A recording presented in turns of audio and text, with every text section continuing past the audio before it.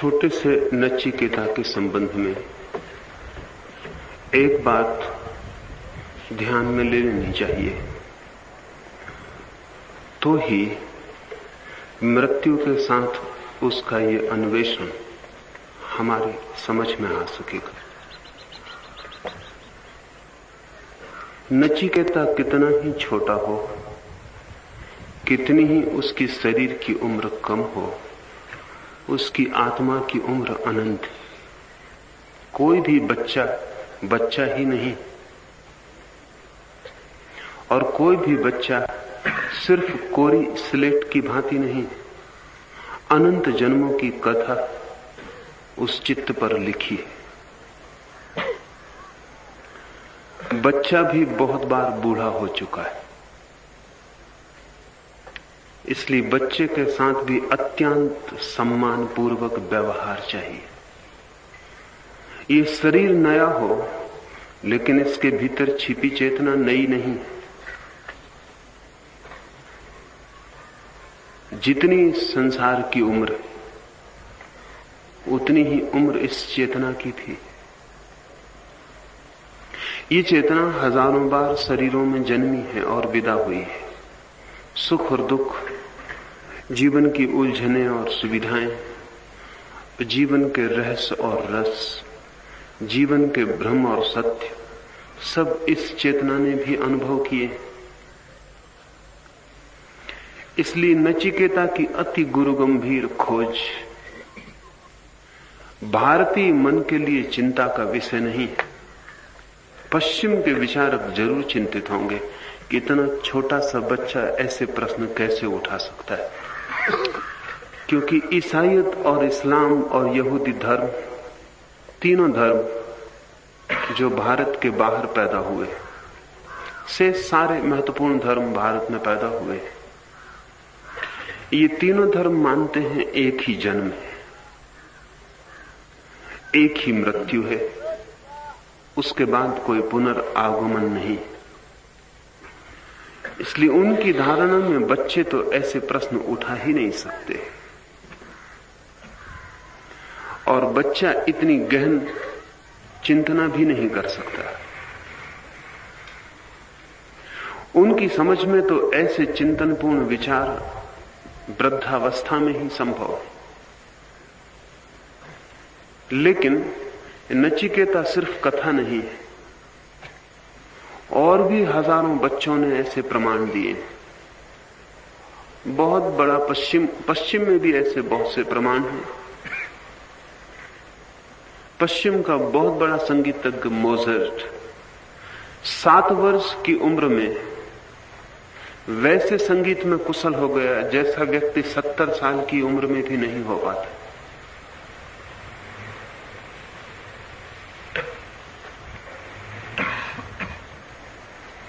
चौंकाने वाली बात है, क्योंकि जिस संगीत के अभ्यास के लिए 70 वर्ष चाहिए, वो संगीत का अभ्यास 7 वर्ष में हो कैसे सकता है। और मोजार्ट 3 साल की उम्र में महान संगीत होने की संभावना प्रकट करने लगा।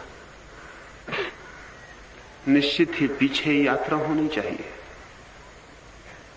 पीछे के अनुभव चाहे स्मरण न हो, पीछे की संपदा चाहे उसका बोध ना हो, मोजार्ट के साथ है। 2 वर्ष की उम्र तक में बच्चों ने ऐसे प्रमाण दिए हैं हजारों, जो सिवाय पिछले जन्म की धारणा के अतिरिक्त और किसी तरह से समझाए ही नहीं जा सकते। नचिकेता अनूठा नहीं है। नचिकेता ने जो पूछा है वो इस बात की खबर है कि ये खोज बहुत पुरानी है और ये बच्चा बहुत बूढ़ा है। लाओसे के संबंध में कथा है कि लाओसे बूढ़ा ही पैदा हुआ था। ये नचिकेता भी ऐसा ही बूढ़ा है। इसकी खोज पीछे से जुड़ी है। ये जो पूछ रहा है, इसे खुद भी पता नहीं क्या पूछ रहा है, लेकिन इसने बहुत बार बहुत जन्मों में ये पूछा है। बहुत द्वार इसने खटखटाए, बहुत बहुत गुरुओं के चरणों में ये बैठा है। ये धारा जो आज प्रकट होकर दिखाई पड़ रही है, भूगर्भ में बहती रही है। इस बात को ख्याल में ले लें तो ही नचिकेता के प्रश्न समझने योग्य लगेंगे, अन्यथा अस्वाभाविक मालूम पड़ते हैं। अन्यथा ऐसा लगता है कि नचिकेता के नाम पर ऋषि वे सारी बातें थोप रहा है जो कि वृद्ध भी नहीं पूछते। लेकिन और बच्चों ने भी ऐसा ही पूछा है। शंकराचार्य 33 वर्ष की उम्र में तो चल ही बसे। 33 वर्ष की उम्र में उन्होंने ब्रह्मसूत्र, उपनिषद और गीता पर अपनी महान व्याख्याएं पूरी कर ली। 300 वर्ष की उम्र भी किसी आदमी को मिले तो भी शंकर का कोई मुकाबला नहीं। शंकर ने जो 33 वर्ष की उम्र में लिखा है वो 300 वर्ष की उम्र भी साधारणता मिले तो भी लिखने की कोई संभावना नहीं। शंकर ने अपनी व्याख्या का सिलसिला 17 साल की उम्र में शुरू किया और शंकर ने 9 वर्ष की उम्र में संन्यास्त होने की कामना प्रकट की।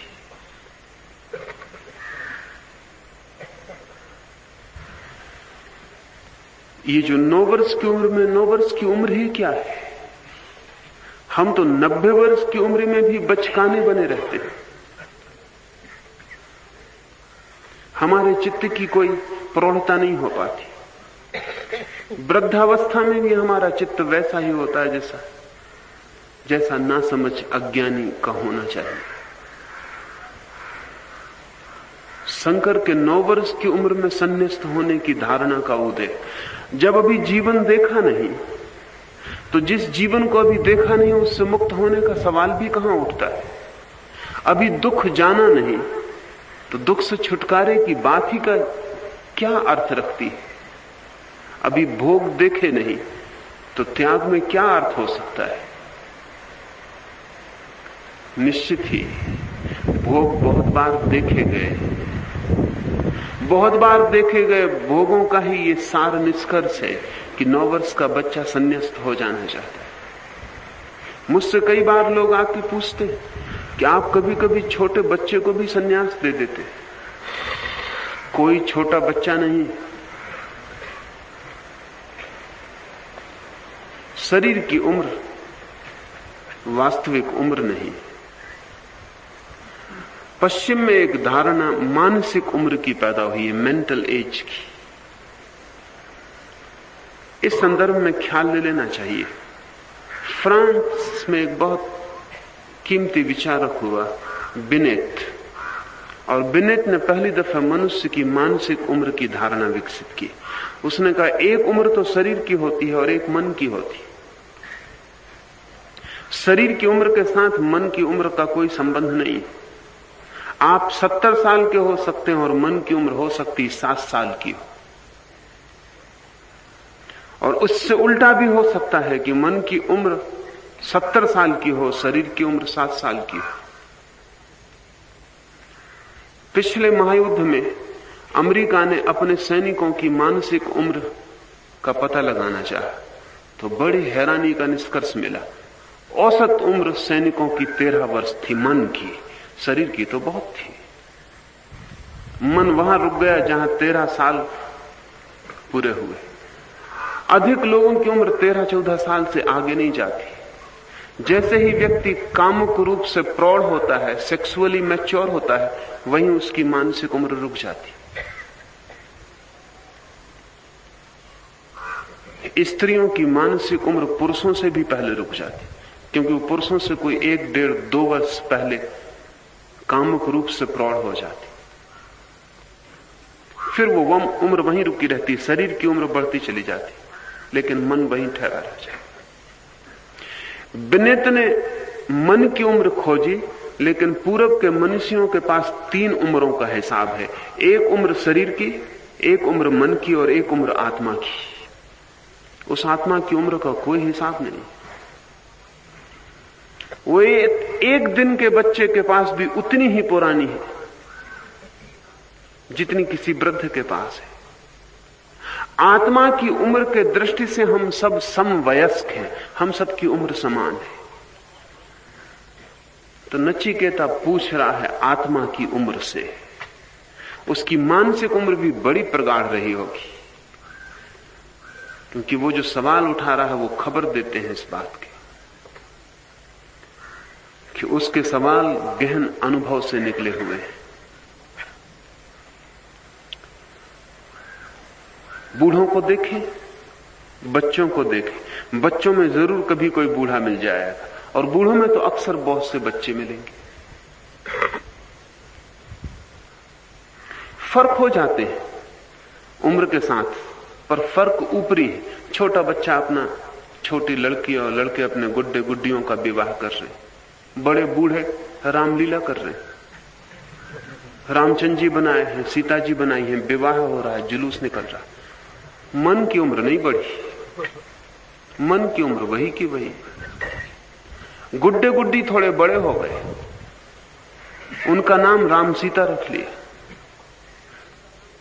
लेकिन विवाह करने का, गुड्डा गुड्डियों का मजा वही है। जुलूस निकल रहा है, शोभा यात्राएं हो रही, अभी तो सारे मुल्क में हो रही, अभी तो दिन बूढ़े बच्चों के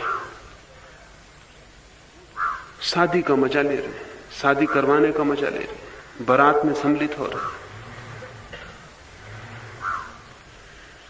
निश्चित ही बूढ़े जब बच्चों जैसा काम करते हैं तो उसको रैशनलाइज करते हैं, उसके आसपास तर्क बिठाते हैं, नहीं तो उनको अपने बूढ़ेपन तो शर्म मालूम होगी, उनको बेचैनी लगेगी। छोटे बच्चे छोटी छोटी चीजों पे लड़ते हैं, बड़े बूढ़े भी कुछ बड़ी चीजों पर लड़ते हुए मालूम नहीं पड़ते, छोटे ही उनकी लड़ाइयां, लेकिन उम्र बड़ी होने के कारण अपनी छोटी बातों को वो बड़ा करके दिखलाते। अभी मैं एक दिन निकला, चौपाटी के पास से गुजर रहा था, मैंने देखा कि वहां स्कूल के बच्चे भी इकट्ठे हैं चौपाटी पर,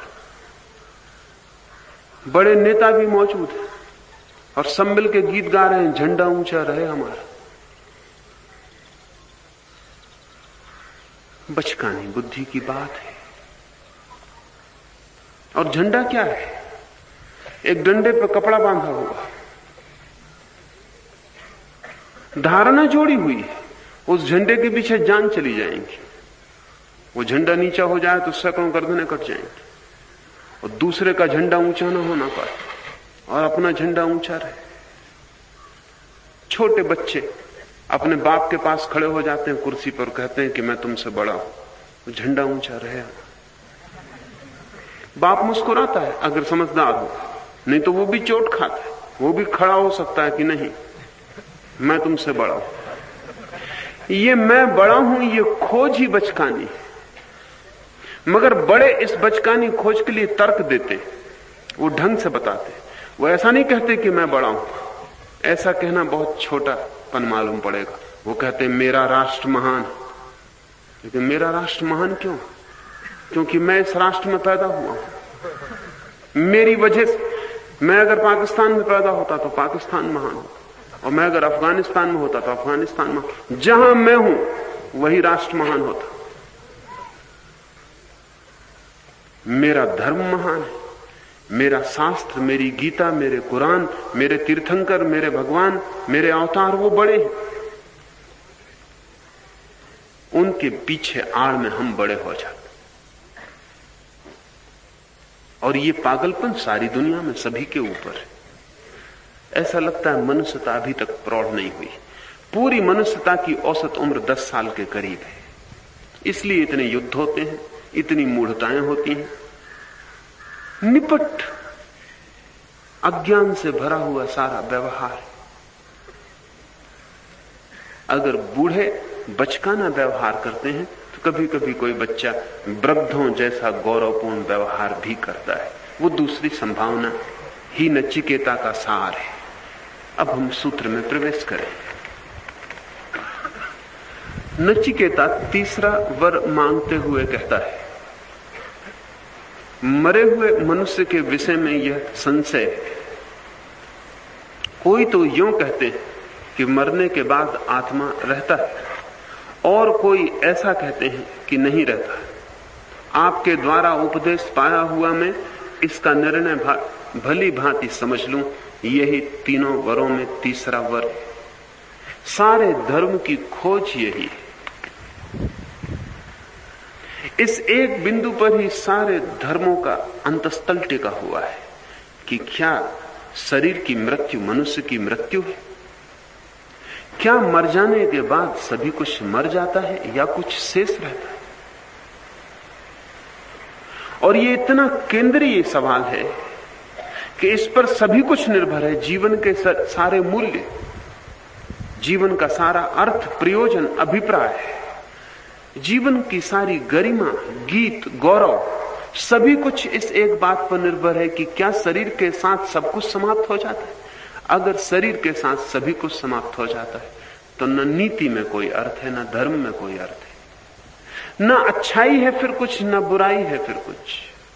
क्योंकि अच्छे भी मिट्टी में मिल जाते हैं, बुरे भी मिट्टी में मिल जाते हैं। अच्छे आदमी की मिट्टी और बुरे आदमी की मिट्टी में कोई गुणात्मक फर्क नहीं होता। एक चोर और एक साधु के मरे हुए शरीर में कोई भी तो भेद नहीं है। और अगर चोर भी वहीं पहुंच जाता है और साधु भी वहीं पहुंच जाता है मिट्टी में, और दोनों समान हो जाते हैं, तो दोनों के जीवन में जो भेद था वो काल्पनिक था, क्योंकि मृत्यु ने प्रकट कर दिया कि सब भेद काल्पनिक थे। तुम अच्छे थे कि बुरे, दो कौड़ी की बात है।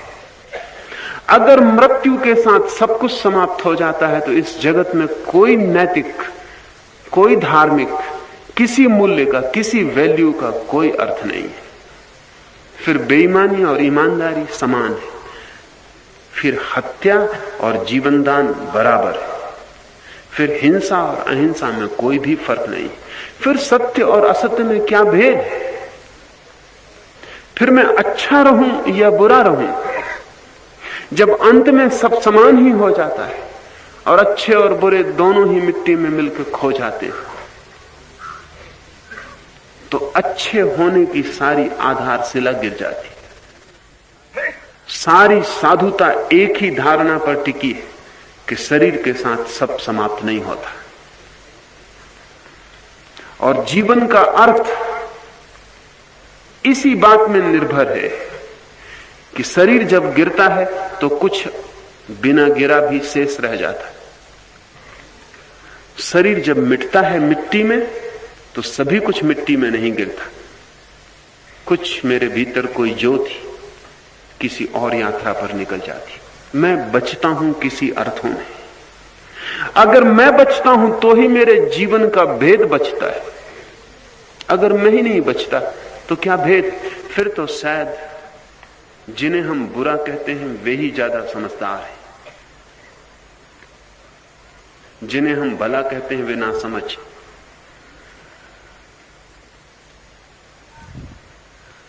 अगर आत्मा भी मरण धर्म है तो साधु मूढ़ है, ध्यानी अज्ञानी है। मंदिरों में पागलों की जमात है, मस्जिदों में नमाज पढ़ते हुए लोग विक्षिप्त हैं, क्योंकि वे जो भी कर रहे हैं वो किसी अर्थ का नहीं है। फिर आप प्रार्थना करें या जुआ खेलें बराबर है। आत्मा अगर बचती है शरीर के बाद तो ही मंदिर और मस्जिद और गुरुद्वारा, कुरान और बाइबल और वेद कुछ अर्थ रखते हैं। महावीर, बुद्ध, कृष्ण और क्राइस्ट और मोहम्मद में कुछ भेद है, कुछ राज है उनके पास। वे किसी महान जीवन की कुंजी की खोज कर रहे हैं। लेकिन अगर शरीर के साथ सब समाप्त हो जाता है तो कैसी कुंजी और किसकी खोज? तब जीवन में एक व्यर्थ दौड़ धूप है। शेक्सपियर का वचन बड़ा महत्वपूर्ण है। A tale told by an idiot full of fury and noise signifying nothing. एक मूढ़ द्वारा हुई कही हुई कथा जैसा है जीवन, जिसमें शोरगुल तो बहुत है, मतलब बिल्कुल भी नहीं।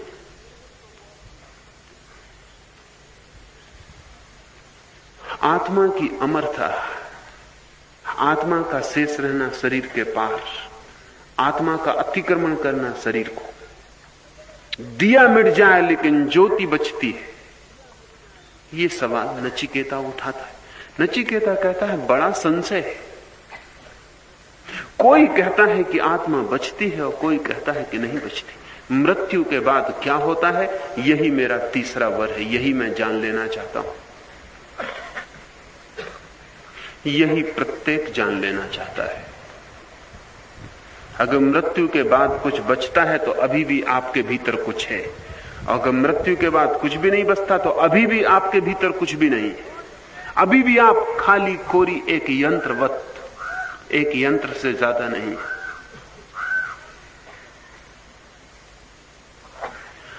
आप अभी भी नहीं हैं। अगर मृत्यु के बाद आप नहीं बचेंगे तो धोखा है।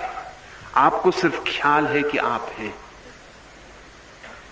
अगर आप पदार्थ का एक जोड़ है और एक रासायनिक व्यवस्था और एक यंत्र की भांति चल रहे हैं,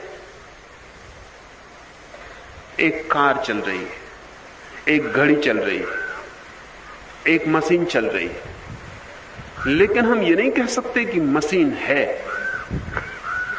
मशीन सिर्फ एक जोड़ है। कल पुर्जे अलग कर लेंगे, कुछ भी पीछे बचेगा नहीं। आदमी भी क्या एक जोड़ है कि सारे कल पुर्जे अलग कर लें तो भीतर कुछ भी ना बचे, क्योंकि मृत्यु कल पुर्जे अलग करेगी। और अगर भीतर कुछ भी नहीं बचता, आप सिर्फ एक जोड़ है, तो आप हैं ही नहीं, आपका होना ही नहीं है। आप सिर्फ ख्याल में, एक वहम होने का। न तो आपकी बुद्धि से पता चलता है कि आपके भीतर आत्मा है, क्योंकि आप जितनी बुद्धिमानी का काम करते हैं उससे ज्यादा बुद्धिमानी का काम करने वाले यंत्र, कंप्यूटर खोज लिए गए।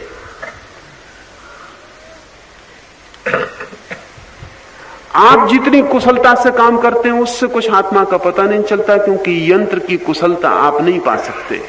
यंत्र ज्यादा कुशल है, और इसलिए जहां भी ज्यादा कुशलता की जरूरत होती है वहां आदमी का भरोसा नहीं किया जा सकता, वहां यंत्र का भरोसा करना होता।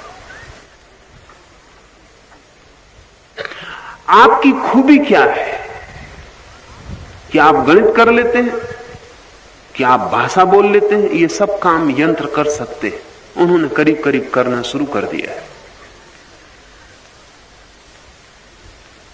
आदमी की विशिष्टता यंत्रों से इसमें नहीं है कि वो बुद्धिमान है। आइंस्टीन भी जो काम कर रहा है वो काम भी उससे ज्यादा कुशलता से एक कंप्यूटर कर सकता है। तो फिर आपका मस्तिष्क एक यंत्र कंप्यूटर से ज्यादा नहीं है।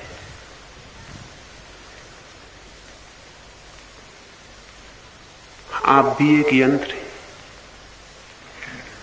आदमी बच्चे पैदा करता है, लेकिन अभी वैज्ञानिकों ने ऐसे यंत्र विकसित किए हैं जो अपने बच्चे पैदा कर सकते हैं। यंत्र खुद ही अपने जैसा यंत्र अपने भीतर से पैदा कर सकता है, निर्मित कर सकता है।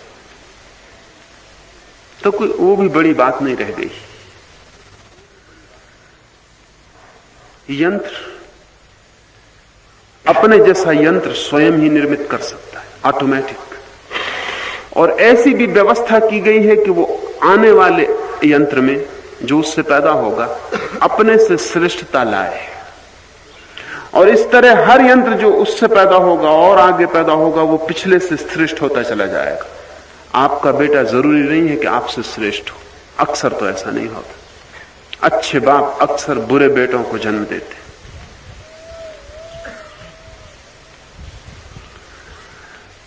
यंत्र में ऐसी आंतरिक व्यवस्था की जा सकी है कि वो जो यंत्र पैदा करे उससे श्रेष्ठ हो, जो भूल चूक उसमें थी उसमें ना हो। फिर उसके बाद वो जो यंत्र पैदा करेगा वो और भी श्रेष्ठ होगा। और एक ऐसी जगह आ सकती कि यंत्र पैदा करते करते श्रेष्ठतम यंत्र को पैदा करते, जो कि आदमी अभी तक सफल नहीं हुआ है। और आप जिनको सुख दुख कहते हैं वे भी सारी यांत्रिक घटनाएं हैं। स्किनर एक बहुत बड़ा मनस्विद है।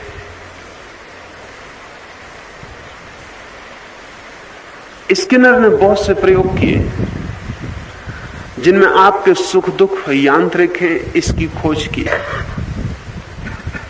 मनुष्य जिस सुख को गहरा से गहरा जानता है वो संभोग का सुख है। लेकिन स्किनर, डिलागो और दूसरे मनोवैज्ञानिकों की खोज बड़ी हैरान करने वाली। चूहों पर स्किनर और उसके मित्र काम कर रहे थे।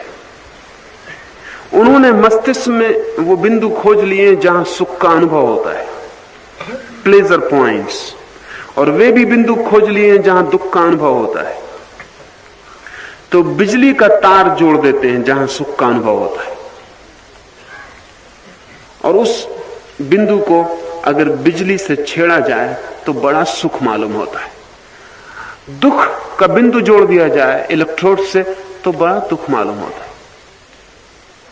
एक चूहे पर स्किनर प्रयोग कर रहा था और संभोग के क्षण में चूहे को जो रस और आनंद मालूम होता है वो मस्तिष्क के किस हिस्से में मालूम होता है, उस हिस्से का उसने अध्ययन किया और उस हिस्से में बिजली से तार जोड़ दिया और चूहे को बटन बता दी, बटन दबा के। जैसे ही बटन दबाई चूहा बड़ा आनंदित हुआ, फिर तो चूहे ने खुद बटन दबाना सीख लिया। आप चकित होंगे कि 1 घंटे में चूहे ने 5000 बार बटन दबाई। 5000, रुक ही नहीं जब तक कि बेहोश होकर नहीं गिर पड़ा। स्किनर का कहना है कि आने वाली सदी में हम हर आदमी के खीसे में रखने वाला छोटा यंत्र दे देंगे। पुरुष को स्त्री की जरूरत नहीं, स्त्री को पुरुष की जरूरत नहीं। जब भी वो काम सुख पाना चाहे जरा बटन को दबाए, उसके मस्तिष्क का सुख केंद्र संचालित हो जाए। रास्ते पर चलते हुए आप संभोग करते चले जाए, किसी को पता भी नहीं चले। और संभोग के लिए जो उपद्रव झेलने पड़ते हैं, घर गृहस्थी बसाओ, एक स्त्री की परेशानी भोगो, एक पति का उपद्रव झेलो, वो कुछ भी नहीं। आप पूरी तरह मालिक हो जाते। ठीक ऐसे ही दुख के केंद्र भी मस्तिष्क में है। स्किनर कहता है वो काट के अलग किए जा सकते, कोई दुख अनुभव ही नहीं होगा। आप सोचते हैं दुख इसलिए अनुभव होता है कि दुख है, तो आप गलती में। सिर्फ आपके पास दुख का केंद्र है, वो अलग कर दिया जाए, आपको दुख अनुभव नहीं होता। जब आपको मार्फिया दिया जाता है या क्लोरोफॉर्म दिया जाता है तो दुख का केंद्र आच्छादित हो जाता है। इसलिए फिर आपका हाथ पैर भी काटा जाए तो आपको पता नहीं चलता, आपको कोई मार भी डाले तो पता नहीं चलता। ये सारे केंद्र यांत्रिक हैं। और आप जान के हैरान होंगे कि नई खोजें आदमी को बड़ी खतरनाक स्थिति में ले जा रही। डिलागो ने रेडियो के द्वारा दूर से लोगों के मन को संचालित करने के प्रयोग किए। तो उसने एक सांड को उसके मस्तिष्क में इलेक्ट्रोड डाल दिए, और आप जान के चकित होंगे कि आपके मस्तिष्क के भीतर अगर कोई चीज डाल दी जाए तो आपको पता नहीं चलेगा, वहां कोई संवेदना नहीं है। अगर आपके ब्रेन की सर्जरी की जाए और वहां कोई चीज छोड़ दी जाए, लोहे का एक टुकड़ा, तो आपको कभी पता नहीं चलेगा कि वहां लोहे का टुकड़ा पड़ा है, क्योंकि आपके मस्तिष्क में संवेदन अनुभव करने वाले कोई स्नायु नहीं है। ये बड़े हैरानी की बात है कि मस्तिष्क सब कुछ अनुभव करता है, लेकिन भीतर उसके पास कोई स्नायु नहीं। इसलिए तो आपको मस्तिष्क के भीतर क्या चल रहा है उसका पता नहीं चलता।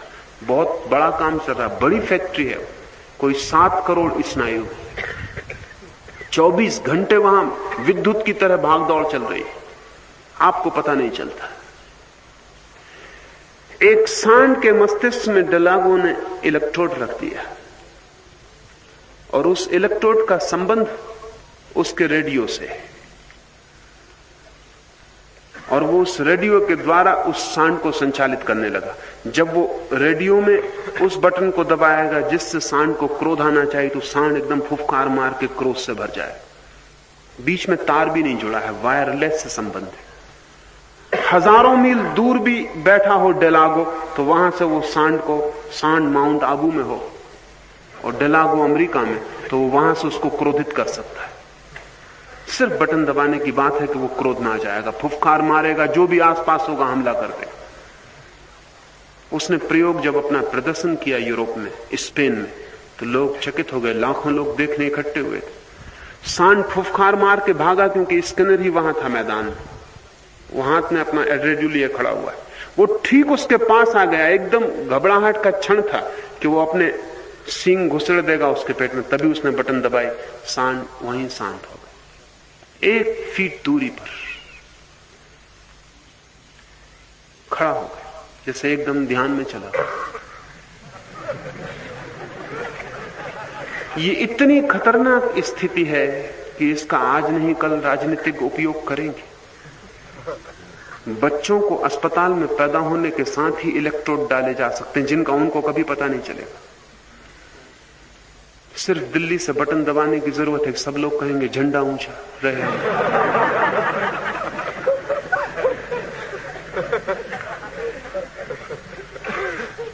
जरूर तानाशाही हुकूमतें इसका उपयोग करेंगी कि मुल्क भूखा मर रहा हो तो भी कोई फिक्र नहीं, लेकिन मुल्क के अगर सुख के संवेदन को संचालित किया जा सके, भूखे लोग भी आनंद से भर जाएंगे।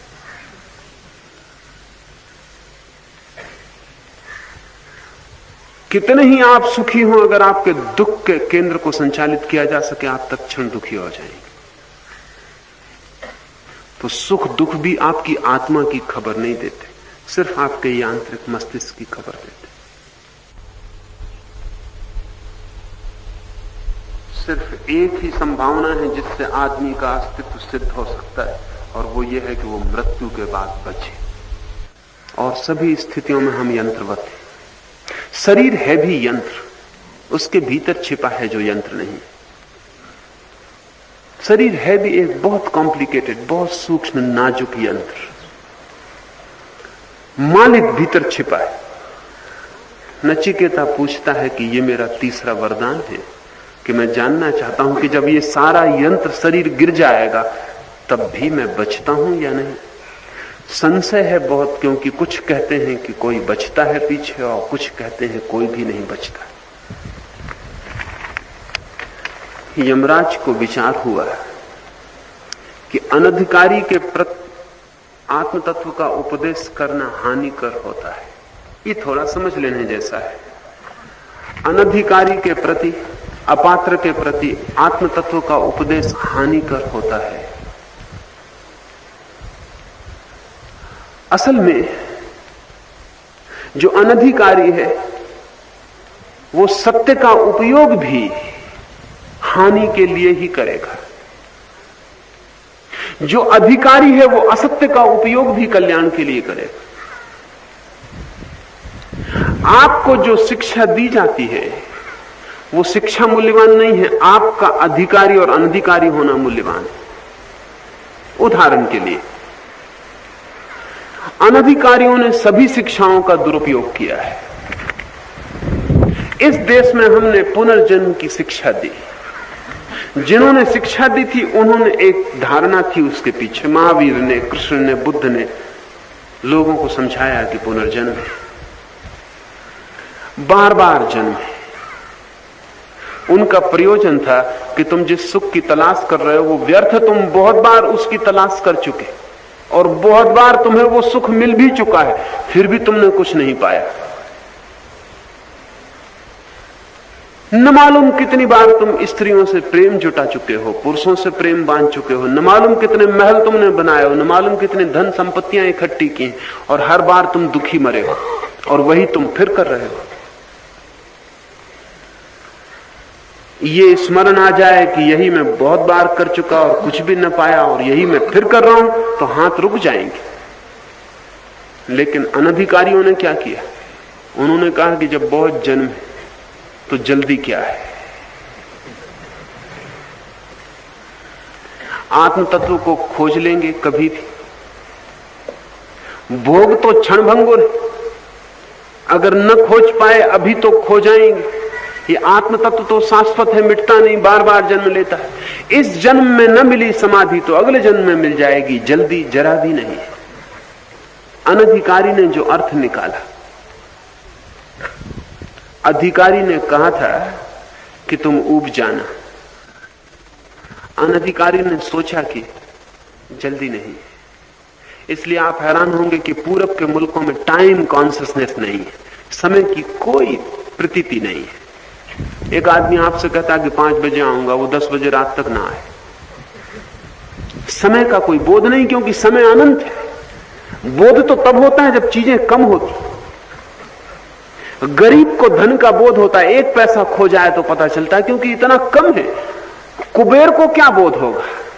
1 पैसा खो जाए तो कुछ भी नहीं खोता, करोड़ भी खो जाए तो भी कुछ नहीं खोता, क्योंकि अनंत धनराशि है। पूरब के मुल्कों में समय की धारणा नहीं, इसलिए पूरब के मुल्क घड़ी की इजाद न कर सके, वो पश्चिम को करनी पड़ी। पश्चिम में समय का बोध है, समय भागा जा रहा है और समय थोड़ा है, क्योंकि जीसस और मोहम्मद ने जो शिक्षा दी और मोसेस ने, वो ये थी कि एक ही जन्म है।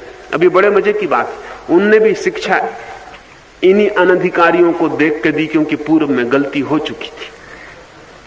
पूरब भूल कर चुका था, अनंत जन्मों की बात करके ना समझ बड़े मजे में हो गए थे। तो पश्चिम के धर्म बाद में पैदा हुए पूरब के धर्मों से, इसलिए पूरब में जो भूल हो गई थी उससे उन्होंने बचना चाहा, लेकिन उनको पता नहीं अनधिकारी बड़ा कुशल है, आप उससे बचा ही नहीं सकते। अगर खाई से बचाएंगे वो कुएं में कूद पड़ेगा। तो जीसस, मोहम्मद और मोसेस ने कहा कि एक ही जन्म है, ये पुनर्जन्म व्यर्थ है, गलत है। ये बात गलत नहीं है, लेकिन पूरब के अनधिकारी ने जो किया था उसका परिणाम ये था कि ये खतरा पश्चिम में ना हो जाए। तो जीसस ने जोर दिया एक ही जन्म है, इसलिए तुम्हें जो भी करना है, ध्यान, प्रार्थना, पूजा, जीवन का रूपांतरण अभी कर लो, आगे समय नहीं है। इसे तुम पोस्टपोन मत करो, इसे तुम स्थगित मत करो। एक एक क्षण कीमती है, क्योंकि दोबारा नहीं मिलेगा। समय की संपदा सीमित है। अनधिकारी ने सुना, उसने कहा अगर समय की संपदा इतनी सीमित है तो जिस आत्मा का हमें कोई पता नहीं और जिस परमात्मा की सिर्फ बातचीत सुनते हैं, जिसका हमें कोई अनुभव नहीं, उस खाली कल्पना की बात के लिए हम इस वास्तविक जगत को छोड़ दें। और एक ही जन्म, और एक दफा छूटा तो सदा के लिए छूटा। तो पश्चिम ने कहा कि हाथ की आधी रोटी सपनों की पूरी रोटी से बेहतर है। वो दूर के सपने पता नहीं हो या ना हो, और जीवन दोबारा नहीं है, इसलिए भोग लो। इसलिए सारा पश्चिम जीसस, मोसेस और मोहम्मद की शिक्षाओं का जो फायदा उठाया वो ये है कि भोगो, क्योंकि समय बहुत कम है। जितने जल्दी भोग लो और जितना ज्यादा भोग लो, और मृत्यु के बाद का किसको पता है। इसलिए उस अंधेरे की बात के लिए जो रोशनी में मिल रहा है उसे छोड़ना उचित नहीं है। इसलिए पश्चिम, बुद्ध, कृष्ण, महावीर की शिक्षाओं से जो भूल भारत में हुई थी, ठीक वही भूल, ठीक उल्टी शिक्षा जीसस ने और मोहम्मद ने और मोसेस ने दी, पश्चिम में हुई। पूरब भोगता है इसलिए कि बहुत जन्म है, जल्दी क्या है। पश्चिम भोगता है इसलिए कि इतना कम समय है कि भोग छोड़ा नहीं जा सकता, और बाकी बातें इतनी अंधेरे में, उनका कोई भरोसा नहीं। बड़े मजे की बात है, शिक्षा कोई भी हो, अनधिकारी हमेशा हानि ही उठाता है। यम सोचने लगा, ये नचिकेता अभी इतना छोटा है, उम्र इसकी कम है, ना समझ, निर्दोष है, शुद्ध है, लेकिन अनुभव नहीं। इस अनधिकारी को मैं आत्म तत्व की बात कहूं तो कहीं कोई खतरा ना हो, कहीं ये कोई अपने मतलब ना निकाल ले। बहुत से ज्ञानी चुप रह गए आपके डर से।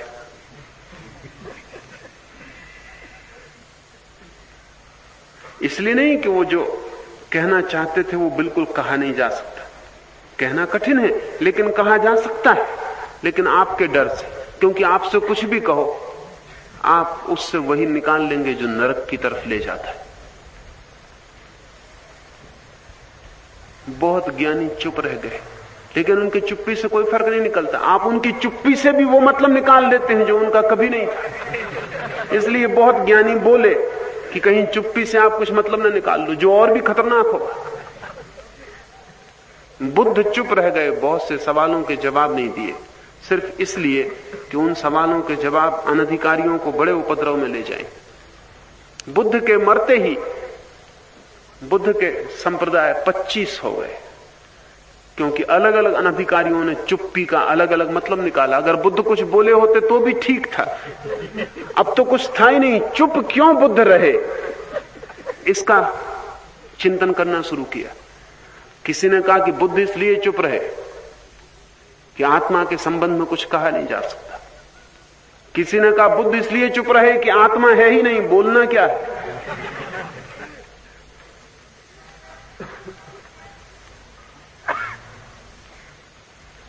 आप मौन के भी तो अर्थ निकालेंगे,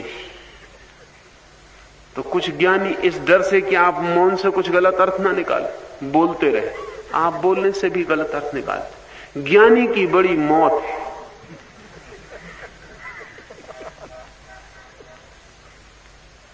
वो जो भी कहेगा, तो यम सोचने लगा कि इस नचिकेता को मैं कहूं या न कहूं। पहले उसने टालने की कोशिश की, कोई भी गुरु यही कोशिश करेगा। और जो गुरु टाले ना, समझना कि अभी गुरु के योग्य नहीं।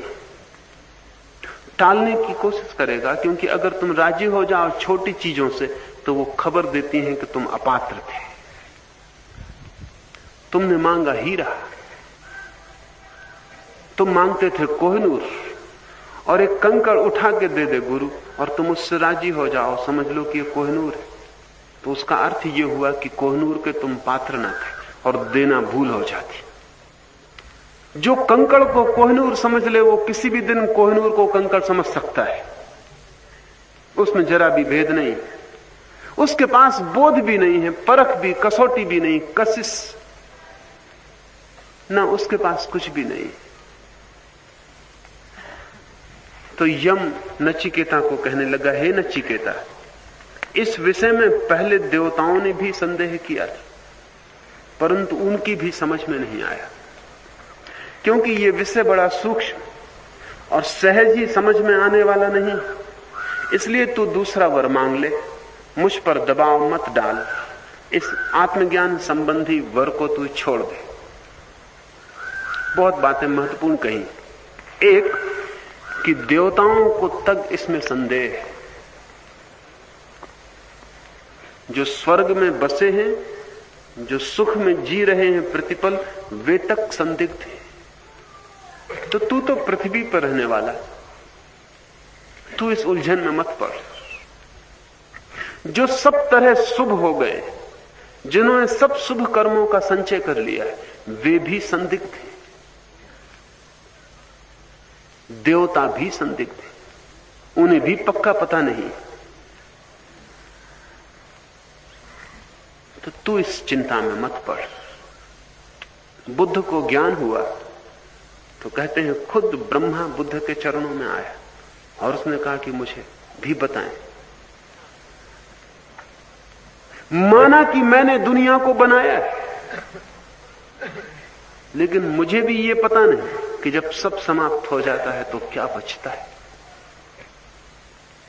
तो ब्रह्मा भी एक बड़ा इंजीनियर है, बड़ा शक्तिशाली, संसार को बनाता है, लेकिन वो भी पूछता है कि प्रलय के बाद कुछ बचता है या नहीं। और मैं अमृत, मेरे भीतर जो छिपा है वो अमृत है या मरण धर्म है। महावीर के जीवन में कथाएं हैं कि महावीर को सुनने वाले बहुत तरह के लोग थे। उनमें मनुष्य थे, उनमें देवता थे, उनमें पशु पक्षी थे। देवता महावीर को सुनने किस लिए आते होंगे? देवता को तो कम से कम पता होना चाहिए। लेकिन देवता की हमारी धारणा समझ लें।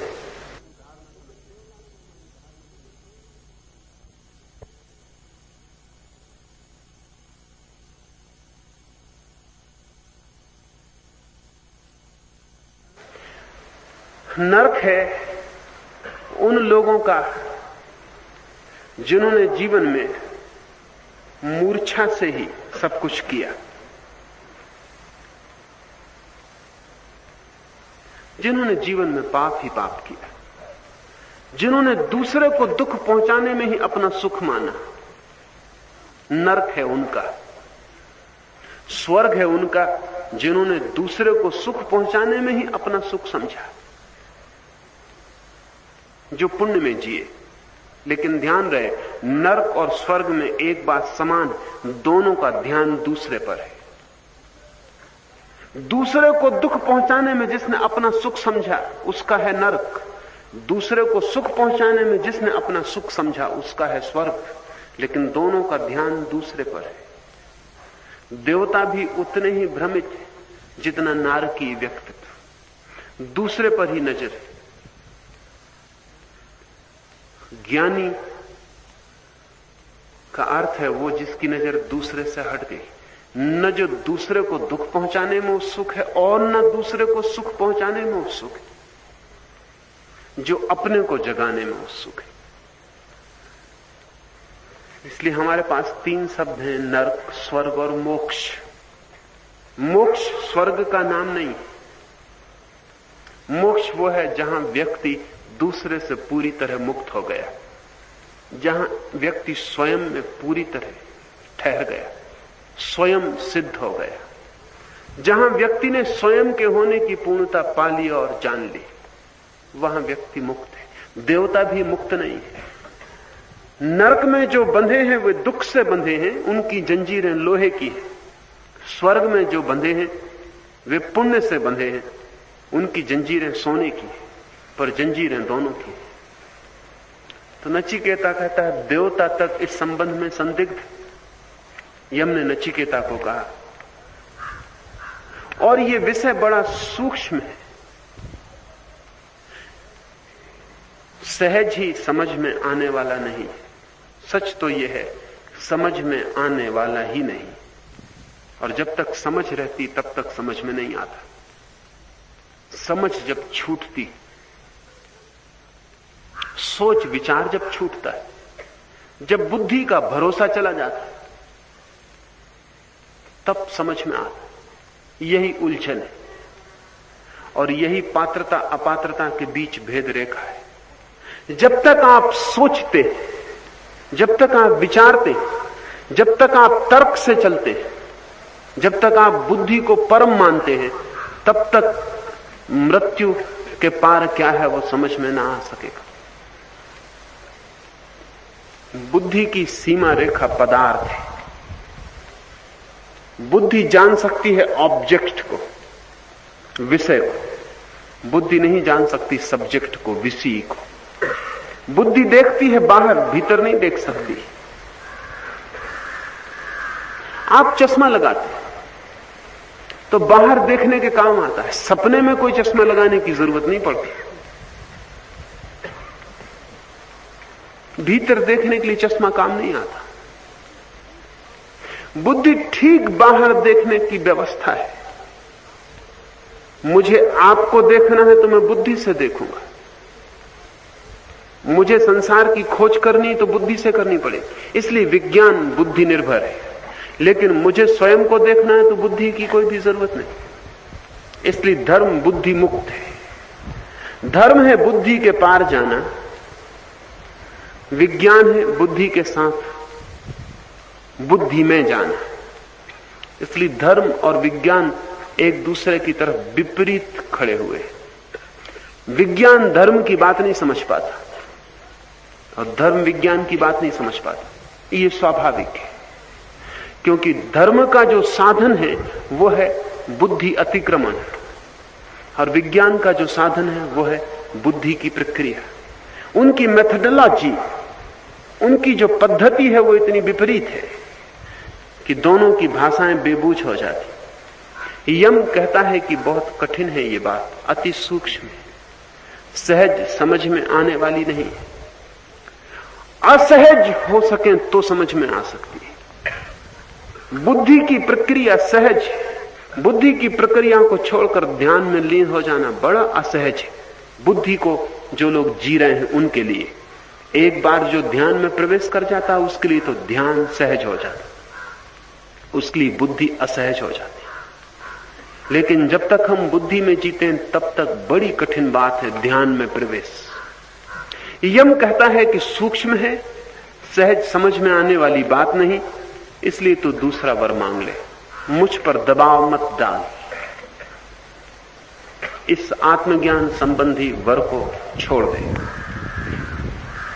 लेकिन नचिकेता इस कठिनाई को सुनकर घबराया नहीं, न उसका उत्साह मंद हुआ, वरन उसने और भी दृढ़ता से कहा कि हे यमराज, आपने जो ये कहा कि सचमुच इस विषय पर देवताओं ने भी विचार किया, परंतु वे भी निर्णय नहीं कर पाए और वो सरलता से जानने योग्य भी नहीं। इतना ही नहीं, इसके सिवाय इस विषय का कहने वाला भी आपके जैसा दूसरा नहीं मिल सकेगा। इसलिए मेरी समझ में तो इसके समान दूसरा कोई वर नहीं। निश्चित ही मृत्यु के अतिरिक्त और कौन बता सकेगा कि मृत्यु के पार कुछ बचता है या नहीं। मृत्यु ही पूछने योग्य है, क्योंकि वो राज उसी को पता है, और जो मृत्यु से पूछ लेता है उसको ही पता चलता है।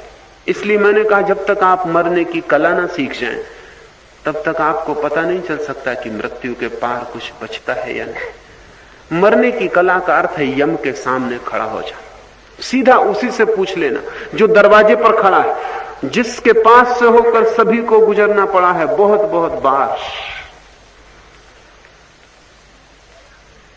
लेकिन मूर्छित लोग गुजर जाते हैं। होश से आप गुजर जाएं तो मृत्यु से प्रश्न पूछा जा सकता है।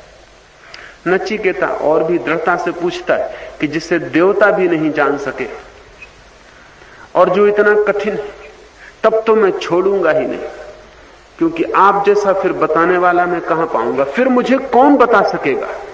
देवता बता नहीं सकते, खुद संदिग्ध है। बुद्धि से समझ में आने वाला नहीं है, बुद्धि मेरे पास है लेकिन उससे समझ में आने वाला नहीं, इसलिए वो खोज व्यर्थ है।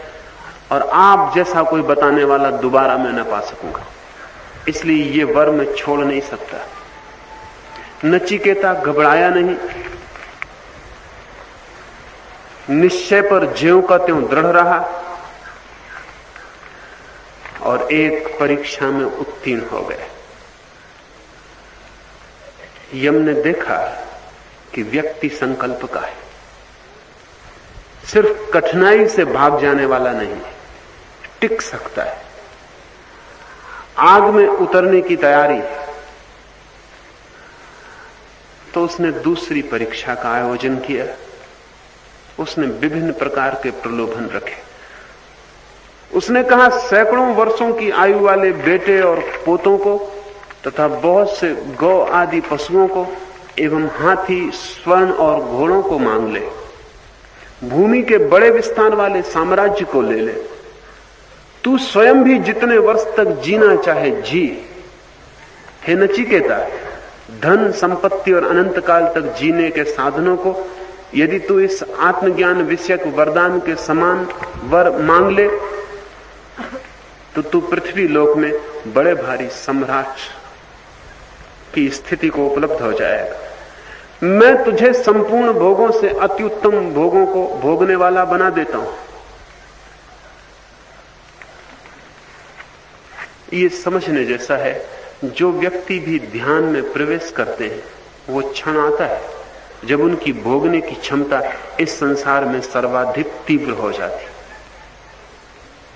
ये कथा ही नहीं, ध्यानी अगर संभोग करे तो जैसा रस पा सकता है वैसा गैर ध्यानी कभी नहीं पा सकता। क्योंकि ध्यानी की सेंसिटिविटी, उसकी संवेदनशीलता बड़ी प्रगाढ़ हो जाती। ध्यानी अगर एक फूल को सूंघे तो जैसी सुगंध पा सकता है वैसा गैर ध्यानी कभी नहीं पा सकता। क्योंकि गैर ध्यानी फूल तो सामने होता है लेकिन खुद न मालूम कहां होता। तो नाक तो गंध ले लेती है लेकिन मन उस गंध को नहीं ग्रहण कर पाता, मन तो भटकता है। ध्यानी तो पूरा का पूरा फूल के पास हो जाता है। तो फूल की जैसी सुगंध ध्यानी को मिलती वैसी गैर ध्यानी को नहीं मिल सकती। जैसे जैसे ध्यान गहरा होता है भोग प्रगाढ़ हो जाते, और ध्यानी चाहे आखिरी क्षण में जहां से आत्मा में छलांग लगती है वहां से शरीर में छलांग लगा सकता है। क्योंकि वहां भोग इतने गहन हो जाते हैं कि ये सवाल सोचने जैसा हो जाता है, निर्णय लेने जैसा, कि अब मैं आगे बढ़ूं या रुक जाऊं। इसलिए ध्यान की आखिरी सीढ़ी से भी लोग गिरते हैं, और वहां गिरने का बड़ा प्रलोभन होता है, जैसा प्रलोभन आपको कभी भी नहीं। आप जहां खड़े हैं वहां से गिरने का कोई उपाय नहीं, क्योंकि आप आखिरी जगह खड़े हैं, उससे नीचे कुछ गिरने की जगह नहीं। वहां से गिरेंगे भी तो कहां जाएंगे? आपको गिराया नहीं जा सकता। आप अपनी संवेदना की निम्नतम स्थिति में खड़े हैं। जैसे जैसे ध्यान बढ़ता है वैसे वैसे इंद्रियां शुद्ध होने लगती, शुद्ध इंद्रियों के साथ भोग की शुद्धता होने लगती, वैसे वैसे भोग बड़ा सुखद होने लगता है। इसलिए मोक्ष के पहले स्वर्ग प्रलोभन बन जाता है। मोक्ष के उपलब्धि के एक क्षण पहले स्वर्ग बन जाता है पूरा जगत। अगर गिर जाते हैं तो उसी गिरे हुए आदमी को हम देवता कहते हैं। अगर उस वक्त भी हिम्मत रख पाते हैं, जो कि अति कठिन, क्योंकि सारा जीवन एक संगीत से भर जाता है। जीवन से सारे दुख तिरोहित हो जाते, जीवन में कोई पीड़ा नहीं रह जाती, रोआ रोआ आनंद से थिरक उठता है। उस क्षण में संसार में वापस लौट आना प्रगाढ़ आकर्षण है, जिससे सारे जगत का ग्रेविटेशन कशिश आपको खींचती हो। ये कथा नहीं है, ये यमराज जो कह रहा है ये प्रतीक है। यमराज कहता है तुझे सम्राट बना दूं, तू जितने जीवन लंबे जीवन को चाहता हो ले ले, तू जितनी धन संपत्ति चाहता हो मांग ले, पर इस वरदान को छोड़ दे। लेकिन नचिकेता अपने निश्चय पर अटल रहा। प्रलोभन को और भी बढ़ाया यमराज ने। उसने कहा जो जो भोग मनुष्य लोक में दुर्लभ, उन संपूर्ण भोगों को इच्छानुसार मांग ले। रथ और नाना प्रकार के वाद्यों सहित स्वर्ग की अप्सराओं को अपने साथ ले जा। मनुष्यों को ऐसी स्त्रियां अलभ्य हैं, मेरे द्वारा दी हुई इन स्त्रियों को तू भोग, इनसे सेवा ले। पर हे नचिकेता, मरने के बाद आत्मा का क्या होता है इस बात को मत पूछ। स्वर्ग का प्रलोभन है मोक्ष के पहले। परंतु नचिकेता दृढ़ रहा, जरा भी हिला नहीं, जरा भी डोला नहीं। वो जानता है इस लोक और परलोक के बड़े से बड़े भोग सुख की, आत्मज्ञान के सुख के क्षुद्रतम अंश से भी कोई तुलना नहीं हो सकती, क्योंकि यहां जो भी मिलता है वो छीन लिया जाता है। वो 1 वर्ष में छीना जाए कि करोड़ वर्ष में, लेकिन छीनना निश्चित। इस जगत में कुछ भी शाश्वत नहीं है। लंबा हो सकता है, अनंत नहीं हो सकता। अंत में वो सब छिन ही जाएगा। यम ये नहीं कह रहा है कि मैं तुझे अमृत बना देता हूं। यम कह रहा है कि तेरी मृत्यु को दूर हटा देता हूं। तू आज नहीं मरेगा, कल नहीं मरेगा, परसों नहीं मरेगा, लेकिन मरेगा। और तुझे सारे सुख दिए देता हूं। लेकिन नचिकेता को यह भी समझ में आ गया कि जिस वरदान को बचाने के लिए इतने सारे सुख दिए जा रहे हैं, निश्चित ही वो वरदान इन सबसे श्रेष्ठ होगा। ये प्रलोभन उसके मुकाबले नहीं है जो मैंने मांगा है। और जैसे जैसे यम प्रलोभन देता गया, वैसे वैसे नचिकेता दृढ़ होता गया। जब आप ध्यान में गहरे बढ़ने लगे और भोग प्रगाढ़ आकर्षण देने लगे, तब समझना कि अब वो घड़ी करीब आ रही है जब महान सुख पैदा हो सकता है। ये प्रकृति के आखिरी प्रलोभन, वह आखिरी जाल फेंक रही है। अगर आप उससे बच सके तो दुख से सदा के लिए छुटकारा हो जाए, दुख का निरोध हो जाए। और अगर प्रलोभन में गिर गए तो सुख होंगे, लेकिन इस जगत में सभी सुख समाप्त हो जाते हैं। इस जगत में कुछ भी ऐसा नहीं है जो सदा हो सकता हो, जो शाश्वत है।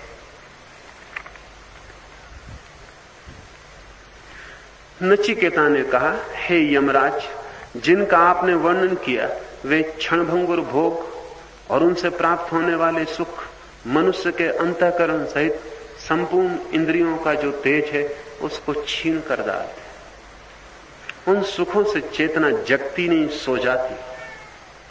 उन सुखों से ज्योति प्रगाढ़ नहीं होती, अंधकार हो जाता। ध्यान रहे, सभी सुख इंद्रियों को बोथला बना देते। जो भी सुख आप भोगते हैं उसके भोगने के साथ आपकी संवेदना कम होती, बढ़ती नहीं।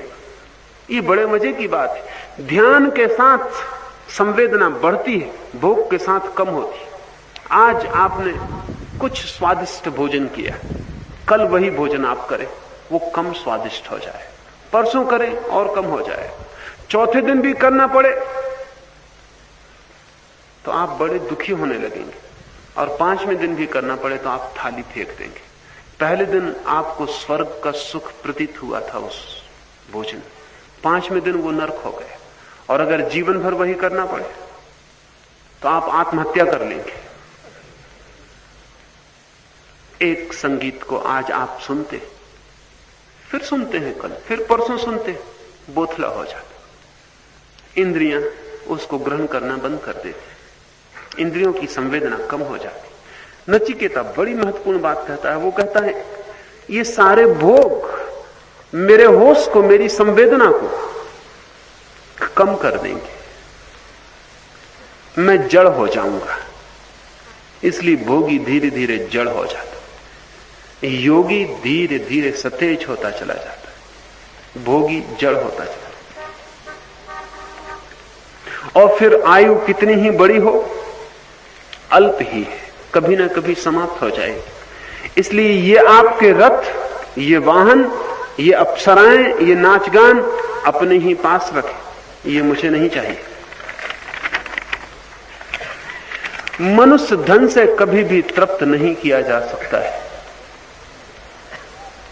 जबकि हमने आपके दर्शन पा लिए।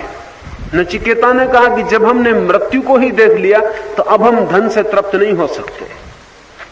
जिस व्यक्ति को मृत्यु का बोध नहीं है वो शायद धन से तृप्त होने का वहम बना ले, लेकिन जिसको भी पता है कि मुझे मरना है वो धन से तृप्त नहीं हो सकता, और जिसे भी पता है कि मुझे मरना है वो प्रेम से तृप्त नहीं हो सकता।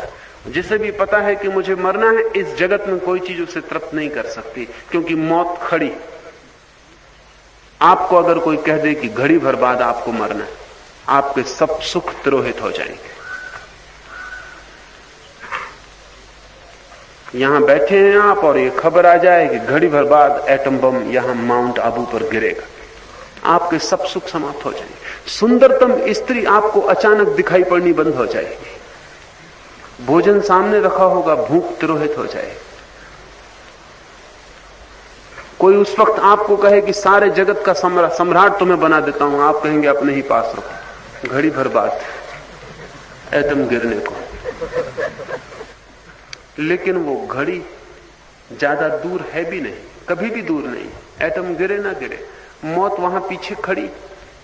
वो घड़ी भर बाद कि वर्ष भर बाद कि 70 वर्ष बाद, समय के फर्क से क्या फर्क पड़ता है? सिर्फ इतना ही फर्क पड़ता है कि आपके पास अगर बुद्धि दूरगामी ना हो तो आपको लगता है वो नहीं है। घड़ी भर बाद तो आपको भी दिखाई पड़ जाता है कि मौत है, क्योंकि बुद्धि इतना प्रवेश कर पाती, 70 साल में प्रवेश नहीं कर पाती, सघन हो जाता है समय। लेकिन जिनकी बुद्धि प्रवेश कर पाती है वो 7000 साल बाद भी। नचिकेता कहने लगा कितनी ही हो लंबी उम्र अल्प है, जो समाप्त हो जाएगी वो लंबी कैसी। ये सब संभाल के अपने पास ही रखें, और जो आप इतनी उत्सुकता से देने को राजी हैं उनका कोई मूल्य नहीं जब आपको देख लिया। नचिकेता कहता है जब मृत्यु का पता चल गया तो अब किसी चीज का कोई भी मूल्य नहीं। अब एक ही चीज का मूल्य है जो मृत्यु से ऊपर जाती हो, अन्यथा सब व्यर्थ हो गया। अतः इन सबको क्या मांगना, मेरे मांगने लायक वर तो आत्मज्ञान ही है। यह मनुष्य जीर्ण होने वाला मरण धर्मा है। इस तत्व को भली भांति समझने वाला मनुष्य लोक का निवासी कौन ऐसा मनुष्य है जो कि बुढ़ापे से रहित न मरने वाले आप सदृश महात्माओं का संग पाकर भी स्त्रियों के सौंदर्य कीड़ा आमोद प्रमोद का बार बार चिंतन करता हुआ बहुत काल तक जीवित रहने की आशा करेगा। आपको देखकर बड़ी बढ़िया बात कह रहा है नचिकेता, कह रहा आप जैसे महात्मा को देखकर, मृत्यु को देखकर।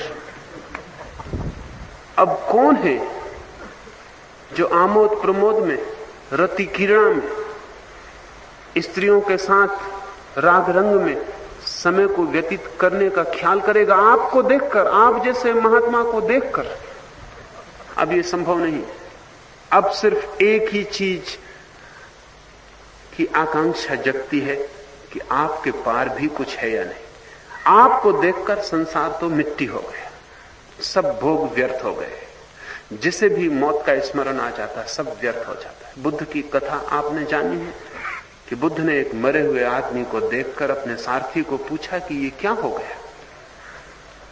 सारथी ने कहा कि आदमी मर गया है। बुद्ध ने वो पहला शव देखा था, तो बुद्ध ने तत्क्षण पूछा कि क्या मैं भी मर जाऊंगा? तब तो बुद्ध जवान थे, तब तो पूरे उभार में थे जीवन के। सारथी ने कहा कि कहना उचित नहीं, पर झूठ भी मैं बोल नहीं सकता। जो भी पैदा हुआ है वो मरेगा, आप भी मरेंगे। बुद्ध उस समय एक महोत्सव में, युवक महोत्सव में, एक यूथ फेस्टिवल में भाग लेने जा रहे। उन्होंने सारथी को कहा रथ को वापस लौटा ले, क्योंकि जब मैं मरूंगा ही तो मर ही गया। अब कोई रस ना रहा युवक महोत्सव में जाने का, मैं बूढ़ा हो गया। ये बोध की मौत है, बात खत्म हो गई। अब क्या राग रंग। उसी रात उन्होंने घर छोड़ दिया। मृत्यु को देखने के साथ ही अमृत की तलाश शुरू हो जाती। मृत्यु महात्मा है, जो उसे देख लेता है वो आत्मा की खोज में लग जाता है। हम सब मृत्यु को छिपाते हैं, देखने से बचते हैं। कहीं मृत्यु दिखाई पड़ जाए तो मन को और कहीं लगाते हैं। अगर कोई मर जाए तो कहते हैं बेचारा, जैसे कि वो मर गया है और आप बने रहेंगे। आप दया कर रहे हैं कि बेचारा मर गया, असमय में मर गया। झुठला रहे हैं एक इंगित को, एक इशारे को, जिससे खबर आ रही थी कि आप भी मरेंगे। हर मौत आपकी मौत की खबर है। और जब भी कोई मरता है तो अगर आप में जरा भी होश हो तो आपको लगेगा कि आप भी मरे। लेकिन आदमी इस वहम में जीता है कि और सब मरेंगे, मैं अपवाद हूं, मुझे नहीं मरना। किसी को भी यह ख्याल कभी नहीं आता कि मुझे मरना है। कितने ही लोग मरते जाएं, आदमी अपनी अमरता में भरोसा किए चला जाता। ये अमरता का भरोसा खतरनाक है। इससे तो मौत के महात्मा के दर्शन उचित है, उससे खोज शुरू होती। हे यमराज, जिस महान आश्चर्य में परलोक संबंधी आत्मज्ञान के विषय में लोग ये शंका करते हैं कि यह आत्मा मरने के बाद रहता है या नहीं, उसमें जो निर्णय है वह आप मुझे बतलाएं। जो यह अत्यंत गंभीरता को प्राप्त हुआ वर है, इससे दूसरा वर नचिकेता नहीं मांगता।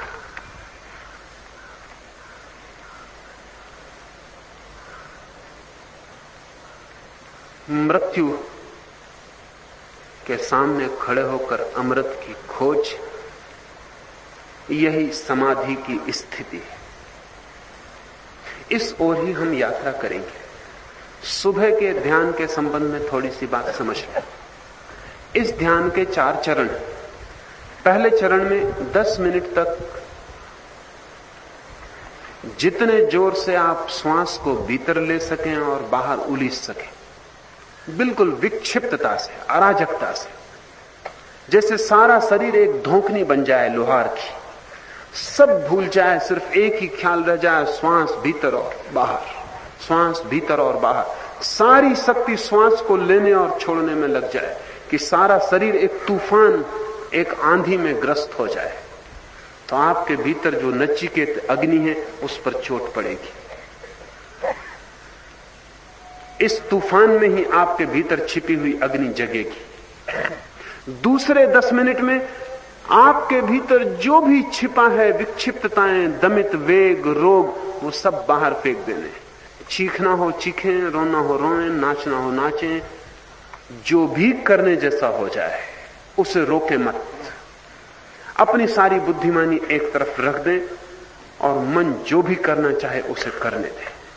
हर आदमी ने बहुत सा पागलपन इकट्ठा कर रखा है और जब तक वो फेंक ना दिया जाए तब तक उससे कोई मुक्ति नहीं। दूसरा चरण रेचक।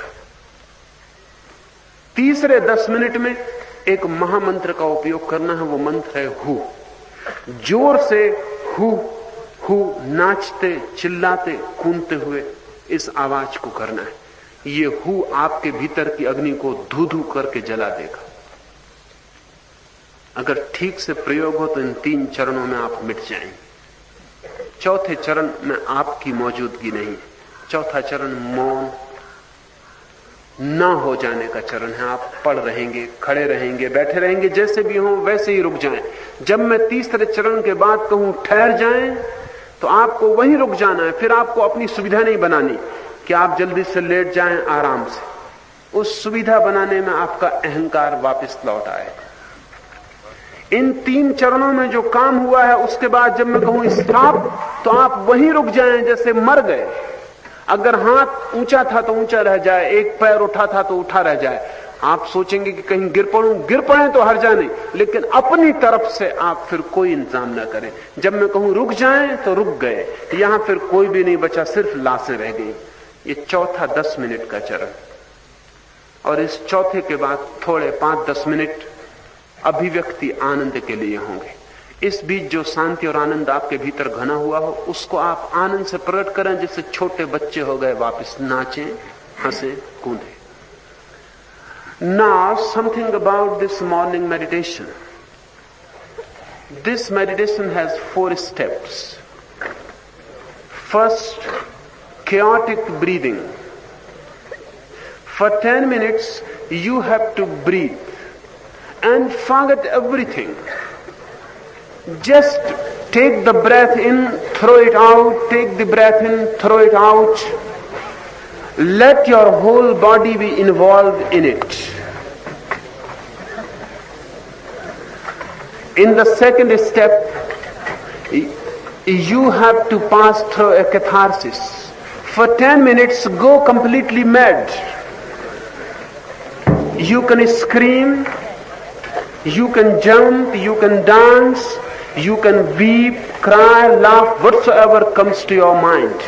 Do it, but do it totally, with no inhibition, with no suppression. And in the third step, for 10 minutes, you are to use a Mahamantra, who. Go on jumping, dancing with this Mahamantra, go on crying, who, bring your total energy to it. These 3 steps will murder you completely. You will be no more. And when I say after the third stop, you have to stop totally. Then don't move, don't make any noise. The moment I say stop, stop dead. Don't try to make arrangement for the body. Don't try to sit down. As you are. If you are standing, remain standing. Even if the posture is inconvenient, don't make any arrangement for the convenience. Because the moment you start thinking about convenience, the ego has come back. So when I say stop, it means stop. And after the 4th step, for a few minutes I will give to you to express your ecstasy, your bliss. Then you can dance and laugh and jump. Just be small children. Just be like small children. Now get ready. Close your eyes, use the blindfold. If you don't have the blindfold, then close the eyes and let them remain closed. तैयार हो जाएं, आंख पे पट्टियां बांध लें। आंख पे पट्टियां आपके पास न हो तो आंख बंद रखें और बीच में बिल्कुल न खोलें। अपने आसपास जगह बना लें। Create space around you, feel space around you, because you are going to be completely mad.